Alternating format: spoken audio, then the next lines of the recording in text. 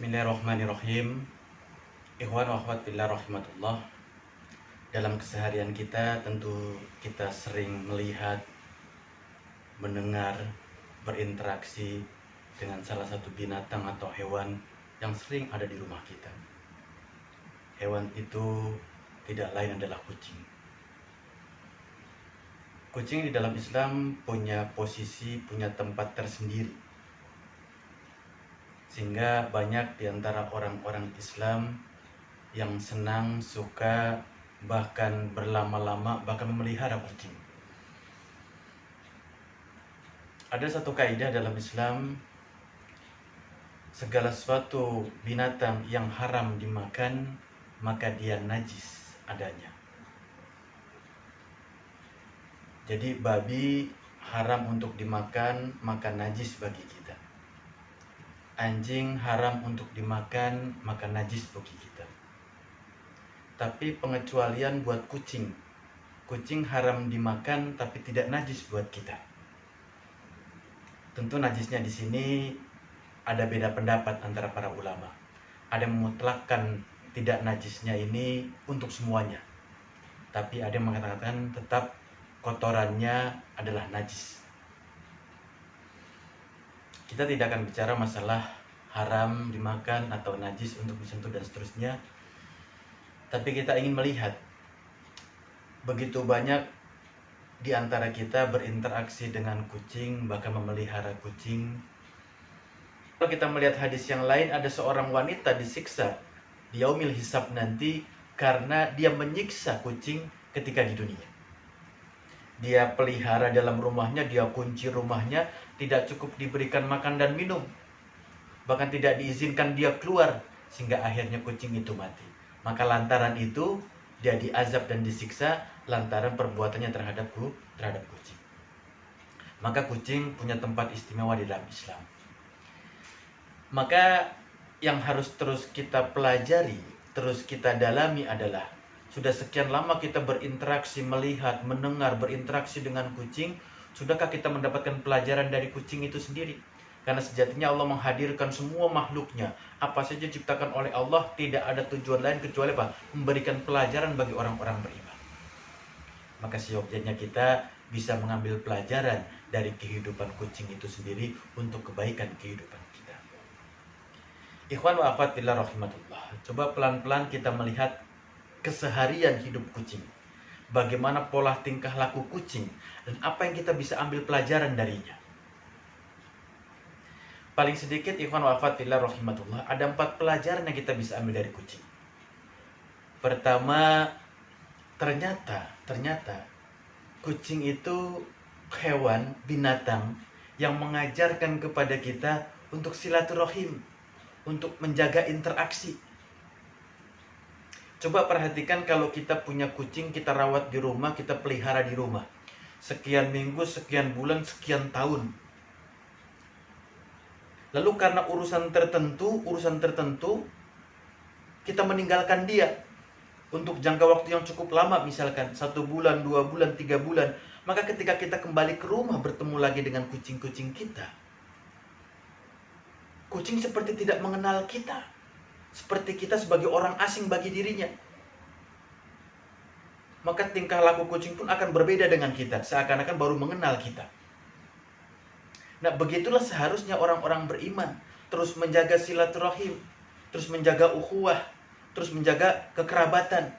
Karena andai kata putus dengan waktu, dengan jarak yang sekian cukup lama, bisa mengakibatkan ikatan-ikatan kita pun menjadi kendor dan hilang. Maka kucing pertama mengajarkan kepada kita untuk terus menjaga hubungan, menjaga silaturahim di antara kita semua. Karena apa? Silaturahim itu penting buat orang beriman. Karena apa? Dengan silaturahim Allah panjangkan umur kita, Allah berikan kesehatan kepada kita, Allah pun lapangkan rezeki kita. Bahkan lantaran silaturahim orang bisa masuk ke dalam jannah atau tertolak masuk ke dalam jannah. Layat khulal jannah qati'ur rahim. Tidak akan pernah masuk ke dalam surga orang yang memutus tali silaturahim. Maka pertama, kucing mengajarkan kepada kita untuk terus menjaga silaturahim. Yang kedua, ternyata kucing mengajarkan kepada kita semua untuk ada sifat cemburu. Ada kemampuan buat diri kita untuk cemburu kepada pasangan kita. Coba kalau kita lihat, saya pernah mendengar cerita dari teman yang suka memelihara kucing. Suatu ketika dia sudah melihara 4 bulan satu kucing dalam rumahnya. Kemudian karena dia ingin menambah lagi satu kucing dalam rumahnya, apa yang terjadi? Yang terjadi, kucing yang pertama ini merasa cemburu dengan kucing yang kedua. Seakan-akan dia tidak dianggap, tidak diperhatikan lagi. Apa yang terjadi? Ternyata pelan-pelan dia sudah mulai jarang datang ke rumah itu. Pagi, siang, sore dia pergi keluar dan hanya pulang di waktu malam. Bahkan beberapa hari kemudian tidak kembali ke rumah untuk beberapa hari. Atau bahkan sampai berapa minggu. Karena dia merasa cemburu. Tapi kalau dia sudah ada di dalam rumah, ketika kita elus, kita usap kepalanya, punggungnya, respon dia pun berbeda. Dia begitu kasar, begitu marah. Jadi ternyata kucing pun punya sifat cemburu. Maka kita pun sebagai manusia, ketika punya istri, punya anak, punya keluarga, harus ada rasa cemburu. Bagaimana kita menjaga anak-anak kita, istri-istri kita, jangan sampai berinteraksi dengan orang lain, menduakan kita, dan seterusnya. Maka kata hadis Rasulullah, la yadkhulul jannah dayus, ma dayus ya Rasulullah. Tidak akan pernah masuk ke dalam surga dayus. Siapa dayus itu ya Rasulullah? Dayus itu seorang laki-laki, seorang pria, seorang suami yang tidak ada rasa cemburu terhadap istrinya. Kalau istrinya keluar dengan laki-laki lain, dia tidak cemburu. Istrinya berbicara dekat dengan orang-orang lain, dengan laki-laki lain, dia pun cemburu. Tidak ada cemburu. Yang seperti ini dayus. La yadkhulul jannah dayus. Tidak akan pernah masuk ke dalam surga dayus. Maka kucing pun mengajarkan kita untuk menumbuhkan sifat cemburu.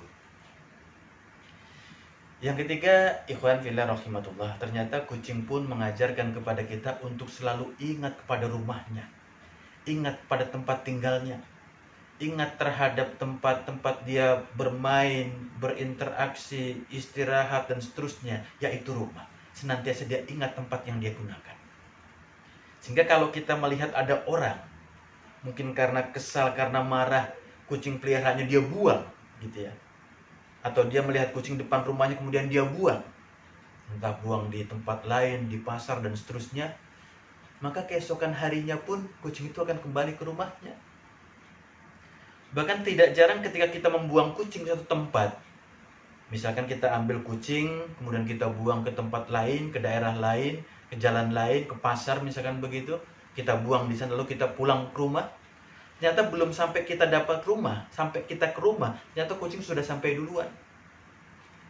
Karena kucing sangat kenal betul dengan rumahnya. Maka pengajarannya buat orang-orang beriman, kita diajarkan untuk mengenal rumah kita.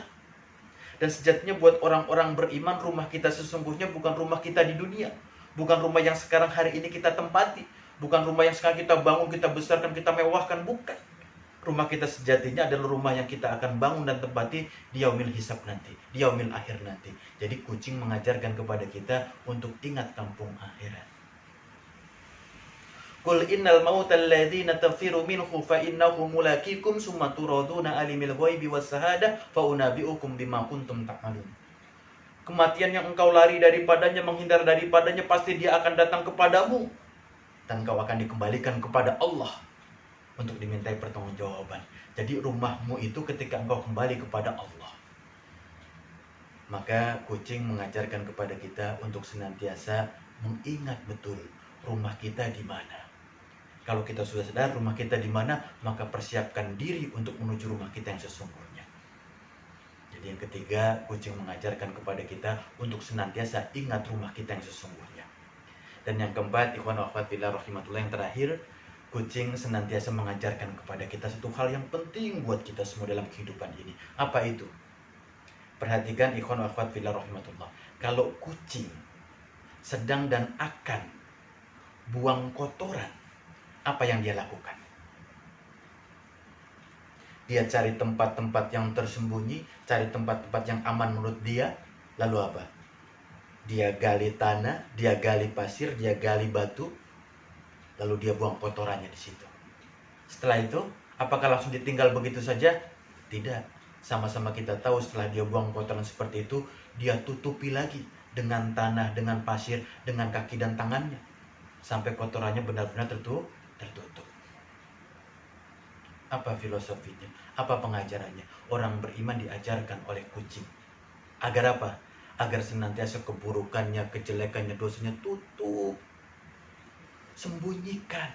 Jangan engkau umbar.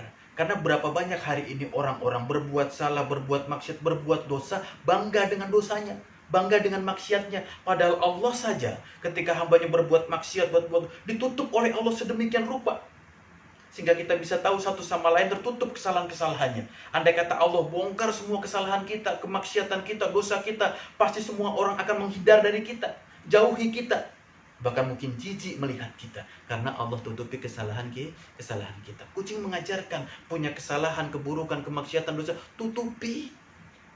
Bagaimana cara menutupinya? Tutupi dengan kebaikan-kebaikan, tutupi dengan amal soleh. Bahkan dalam Islam, untuk orang terhindar dari keburukan, kemaksiatan dan dosa, Allah ajarkan, inna sholata tanha anil fasya wal munkar. Sesungguhnya sholat itu bisa mencegah perbuatan fasa dan munkar, bisa mencegah perbuatan maksiat, bisa mencegah perbuatan buruk, perbuatan dosa dengan sholat. Jadi kucing mengajarkan kepada kita, tutupi kesalahan-kesalahan kita, dosa kita, kemaksiatan kita dengan amal-amal soleh, dengan sholat kita, karena sholat kita bisa mencegah perbuatan buruk dan munkar. Nah, ikhwan wa akhwat fillah rahimakumullah, mudah-mudahan seringnya kita berinteraksi dengan kucing, seringnya kita mungkin bermain-main dengan kucing, kita tidak pernah lupa kucing berikan 4 pengajaran. Pertama, dia senantiasa menjaga silaturahim. Kedua, menumbuhkan sifat cemburu. Yang ketiga, dia selalu ingat rumah yang sesungguhnya. Di mana rumah sesungguhnya? Di mana tempat tinggal sesungguhnya? Di mana tempat air? Di mana terminal akhir bagi dirinya? Dan yang keempat, dia senantiasa mengingatkan kepada kita, tutupi kesalahan dan dosa kita dengan perbuatan baik dan ibadah. Dan di antara ibadah itu adalah sholat. Inna sholata tanha anil fasya wal munkar. Assalamualaikum warahmatullahi wabarakatuh.